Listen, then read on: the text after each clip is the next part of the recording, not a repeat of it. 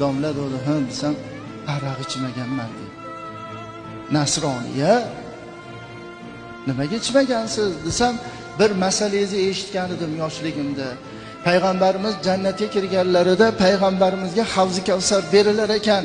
Havzi Kavsarning oldiga borganlarida tillo kosa berilar ekan. Tillo kosadan Havzi Kavsarning suvini olib ichib sahobalarga berar ekanlar. Sahobalar birin-birin ichib Rasulullohga yana qaytib kelar ekan.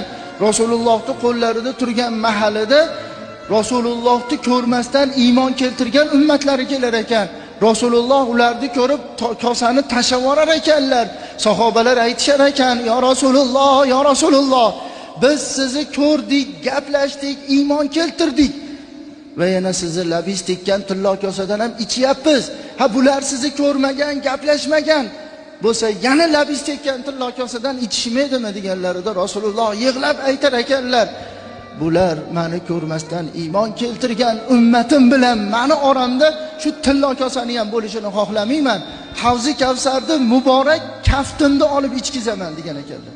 Shuni eshitganimdan boshlab ichmayman deb qasd qilganman o'zim kichkina edim. Nimaga desam, Rasulullohning muborak kaftlariga bu og'zim tegishligi uchun loyiq bo'lsin deb. Qaranglar.